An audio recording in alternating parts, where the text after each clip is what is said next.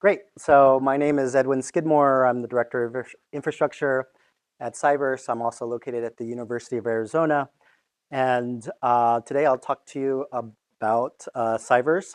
So I've been with CyVerse since its beginning, so since 2008. So it's been more than 16 years. Most of that time, and still is, funded primarily through the National Science Foundation. And then we're also funded through our various collaborations that we have throughout the country.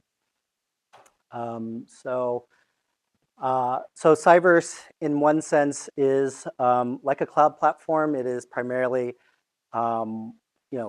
it's primarily a cyber infrastructure, but some people look at it as a cloud platform. And now in today's world, there's a lot of cloud resources that researchers can use. There are certainly challenges when using cloud or using other infrastructure. One is collaborations. How do you manage your collaboration if it spans multiple institutions? How do you manage those collaborations if they're long-term? So as people come in and out of your research project, maintaining consistency and using those resources. In today's world in research, researchers have access to multiple providers. So how do you manage that? In today's world, there's many technologies you can use, everything from obviously using low-level libraries, Python libraries, for example, or all the way up to things like infrastructure as code. So how do you kind of navigate that and also avoid vendor lock-in into commercial cloud, let's say, if you're taking advantage of that as part of your project. And cloud certainly requires some level of expertise depending on where you interface with that cloud, and then especially managing your costs. So whether you're using research clouds or HPCs, you have what's commonly called an allocation. So you want to make sure you use that in a very judicious manner. And then if you're using commercial cloud, you don't want to blow through your budget.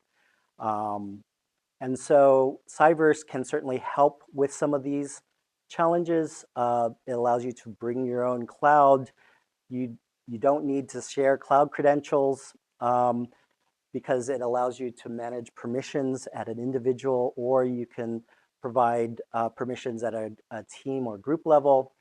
It allows you to use workflows or languages of your choice to help manage your data or even execute analyses.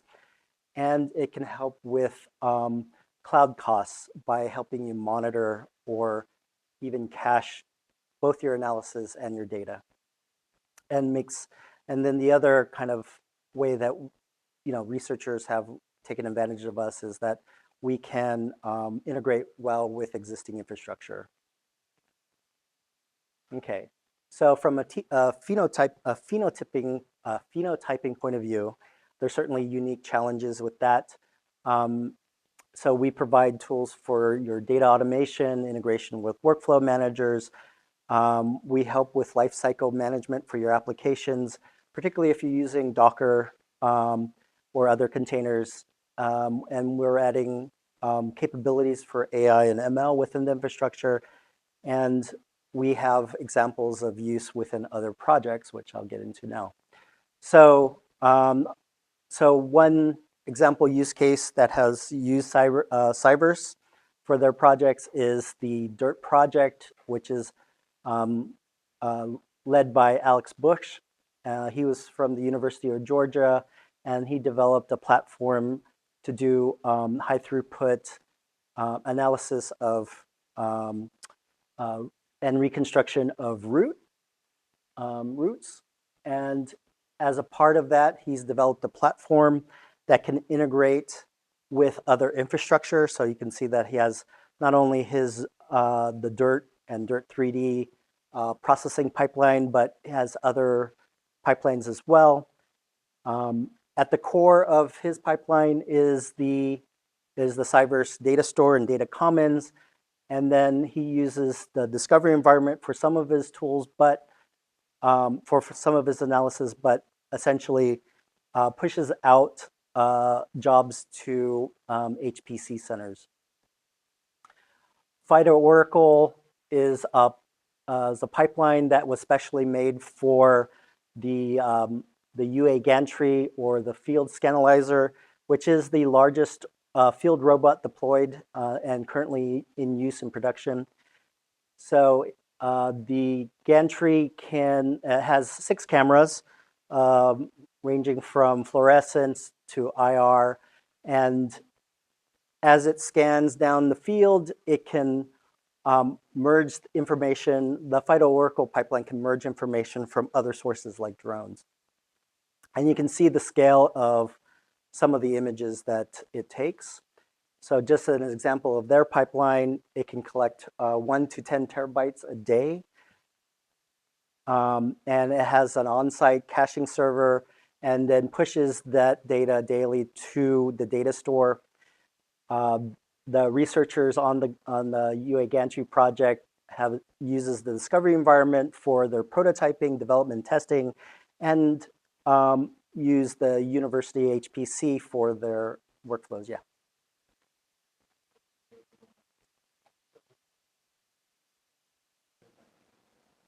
The discovery. Oh, I'll get into, yeah. Sorry. And then it uses the analysis and the data store for their collaborations, and also publishing their workflows to the public. So this is a process that Nathan Miller developed as part of the image phenomics toolkit process, where he uses CyVerse to develop 2 aspects of his pipeline. One is the rapid development piece, and also the rapid deployment. So where he interfaces with the community, CyVerse has provided him the ability to focus on these 2 aspects, including sharing of test data, transferring data to compute to other sources, and then also establishing common data formats for his imaging pipeline. And then on the deployment side of things, it provides him a capability to share his algorithms very easily, and essentially induce or enforce image quality as his researchers provide images to the pipeline, and then also provides a way to go from private ownership of his data, of the researcher's data, into public data sets. So he has multiple pipelines within the discovery environment, and it ranging from, well, one of them is going to be the CARE pipeline, which I'll show in a second, but his pipeline goes from image collection all the way through analysis, and then he has multiple algorithms in there, multiple researchers, and so this is an example of one of those pipelines. And then the last example I would say is the Alaskan Center for UAS Integration. So the 2 people that are there is Tyson Swetnam, who is a co-PI for CyVerse, and Jeff Gillen, who's an educator for CyVerse. And they're working with ACCESS to develop their drone pipeline that is across the state of Alaska. And this is an example of their pipeline where as their drone data are collected and stored in the different clouds, that they'll be able to process them at CyVerse as well as in Access and other HPC centers.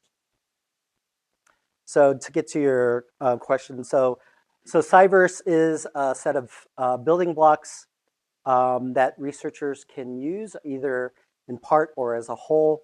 At the core of CyVerse is this storage, which is called the CyVerse Data Store. It stores, so we have over 130,000 registered users that have registered over the 16-year period.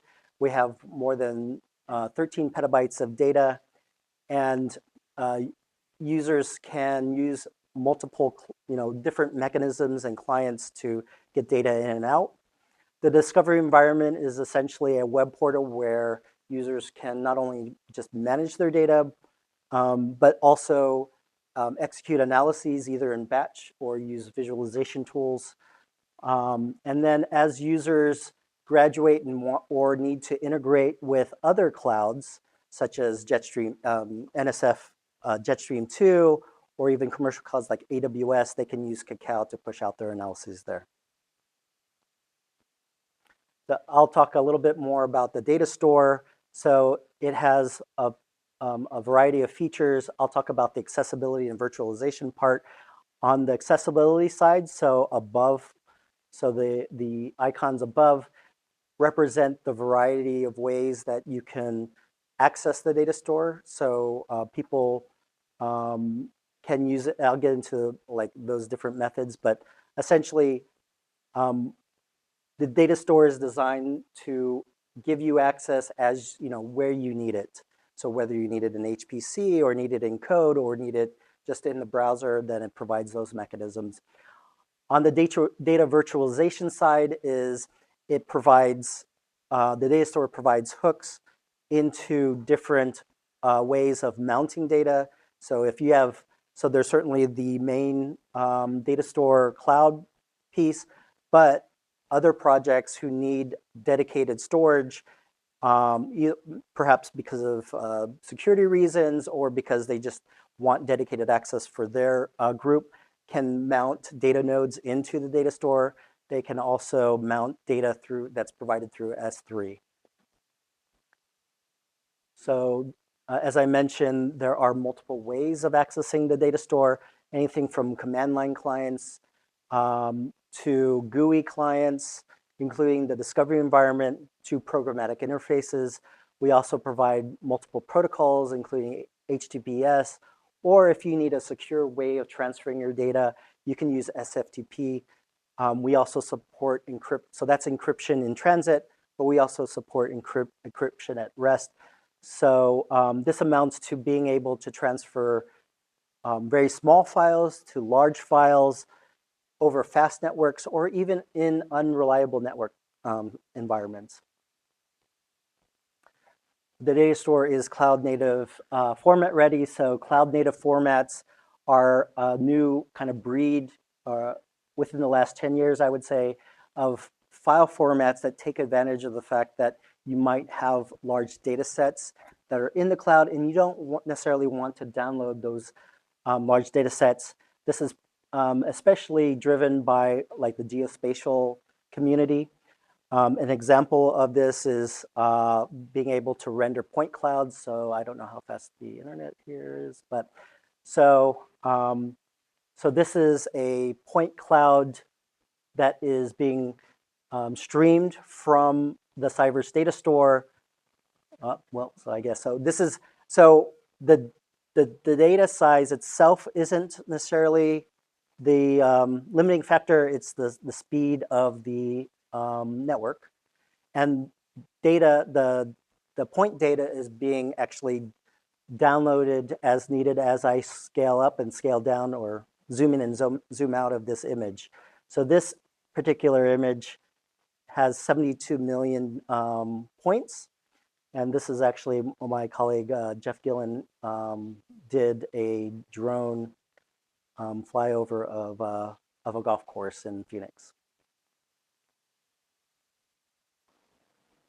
So another one is GeoTIFF. Again, probably slow.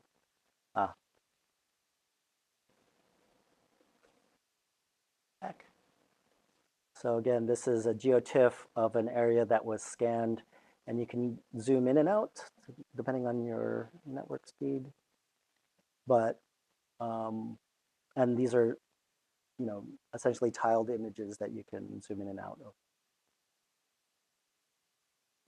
Okay, so another project. And I had a question about that. Can you, if you have data in the cloud, can you deploy like CyVerse analytical resources into your cloud, right? So instead of downloading the data, into CyVerse, can you like do your analytics also in the cloud, like using CyVerse resources? Yes, yeah, you can certainly. So if you're using the discovery environment, so the analysis there is in containers, and you can certainly pull in data from other sources.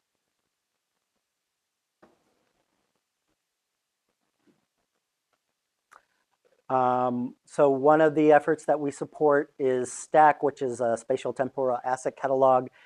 It's a way to define metadata about assets that may be stored in your facility. So basically you define JSON files that help describe the APIs that, or the assets that are in the data store. So this is an example of a JSON file for STAC, and we have a STAC API that that other folks can use.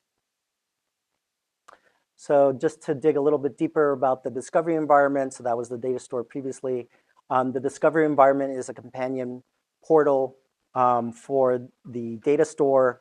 So this is, why does it keep on showing that? I'm sorry? Oh, I see, okay. Thank you.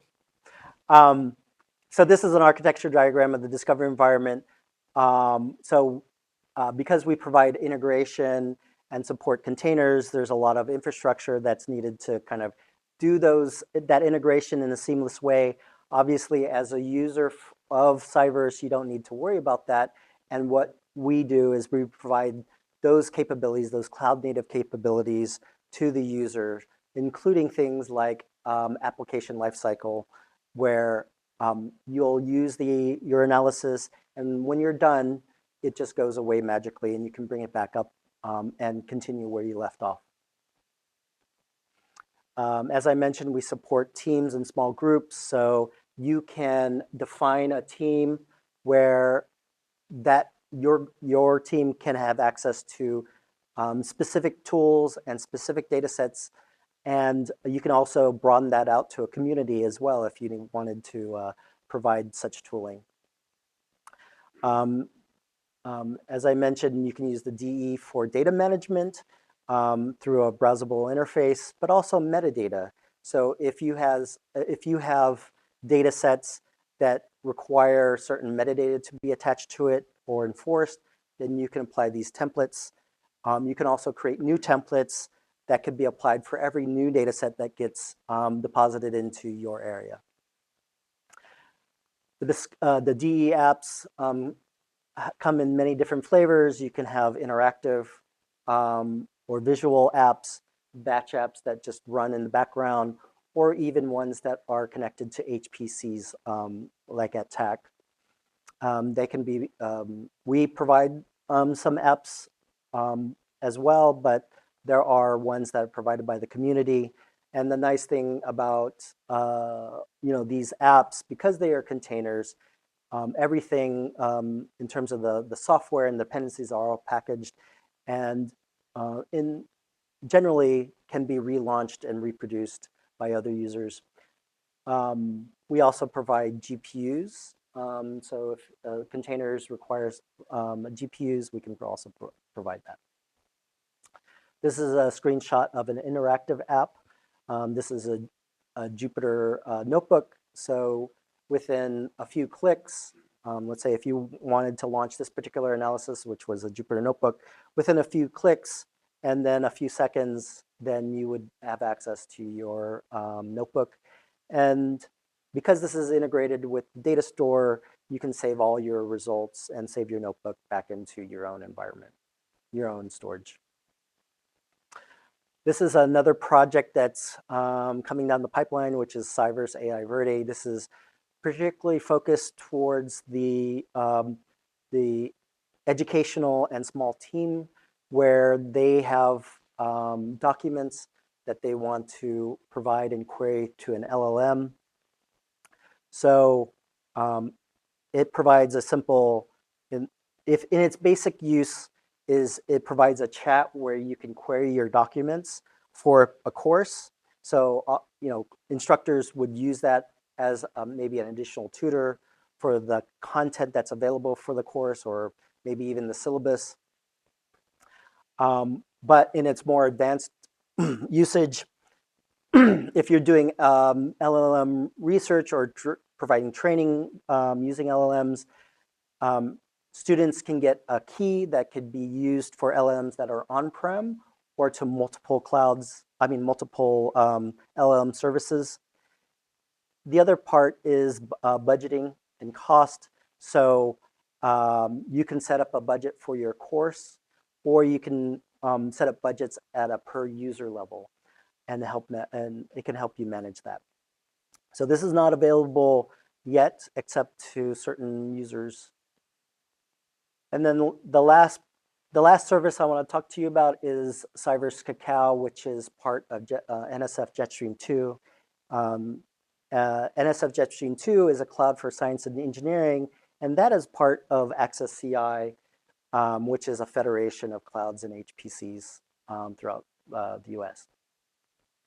So to give you some background about Cacao, I think it's useful to talk about like what is a typical workflow of someone using a cloud for research or education. So, the first step is get access to the cloud. The second step is if you have collaborators or TAs, you have to get them access to the cloud. And then you have to learn how to use the cloud, right? So, most researchers will start out using their laptop to develop code, to analyze data, and then moving it to a cloud platform requires, well, how do I start a VM to do analysis? How do I get tools installed? How do I, get storage? And then how do you scale this? What if you need to launch, or what if you need multiple GPUs? What if you need larger storage? And then, after you figured all this out, how do you educate your collaborators or onboard your students to use that? After you learn all that, then finally you can say, hey, I'm doing my research and teaching on the cloud, right? So, and that's not even talking about reproducibility. How do you replicate this for others? So what if you could reduce the time it takes to learn how to scale, or potentially eliminate that, or reduce the time it takes to learn how to use the cloud or onboard your collaborators or students? And so this is essentially the goal for Cacao. It is a platform that sits between the researcher, the educator, the research software professional, whether they're engineers or other types of professionals, and other clouds. So Jetstream 2 is where it's primarily deployed, but it can interface with AWS to Kubernetes-based clouds or edge clouds. And it does this through infrastructure as code templates, namely Terraform, Ansible, and Kubernetes. So the templates themselves are ones that we create, and as in CyVerse has created a few. Most of them have been community requested. We have examples of where the community has created their own templates. And essentially, these represent best practices. So if you have created a pipeline and you want to share that with the community, you're in the best position to create this template. And we provide training to help folks create these templates. But the other thing too is once you've created a template that represents things like what's the best storage that I need, what's the best VM type. It could encompass security best practices, as well as what software and what software versions do I need to have installed in these templates.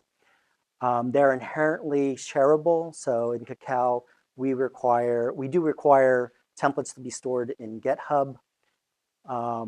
They're reproducible because of the choice of frameworks that we integrate with, and they're customizable. So by definition, there's these configuration parameters, like, for example, what's the minimum size of storage, or the number of VMs might you need?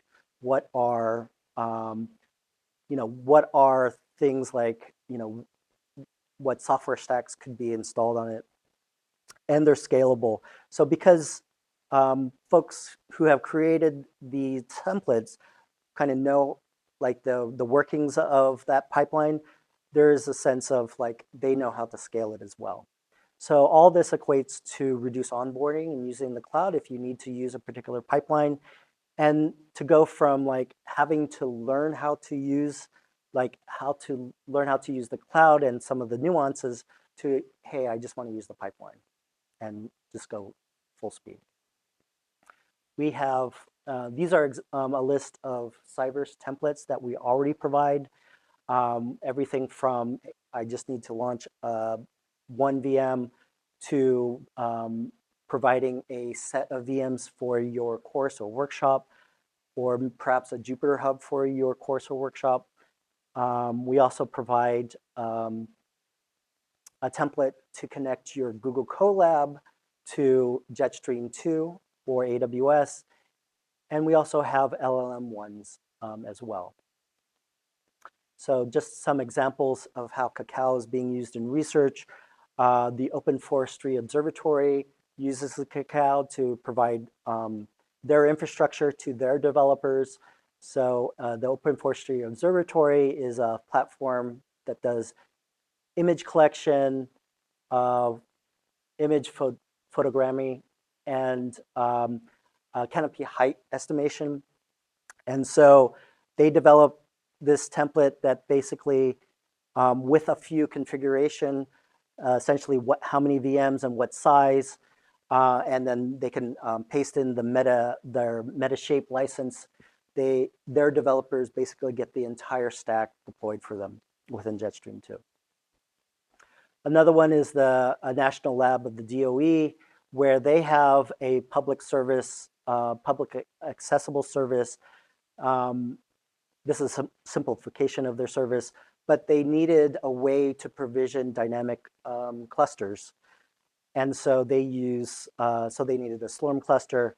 And turns out that Compute Canada, which is now called the Digital Research Alliance, already had a Terraform template to deploy a Slurm cluster on demand.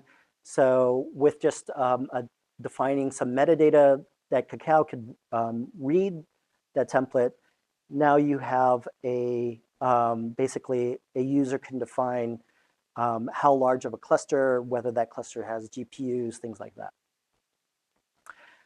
Another example is ESIL, which is the Environmental Data Science Innovation and Inclusion Lab. So one of their goals is to, they have many goals, but one of their goals is to essentially have groups form to, as working groups to tackle Earth's problems relating to Earth science data. And so last year they had an innovation summit and they needed essentially Jupyter Hubs for 150 participants. With a template for Jupyter Hub, we basically launched 20 plus nodes so that each of their working groups and users could collaborate better within that summit.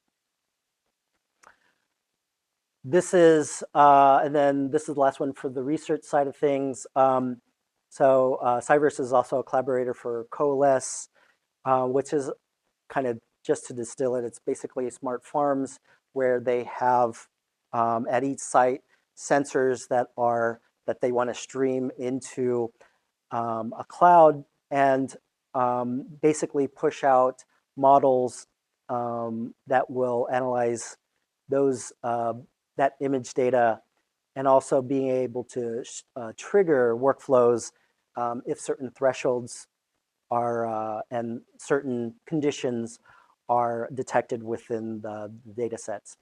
So Cacao can push this platform called Eddy into an edge, and so it can retrieve configs and update the models.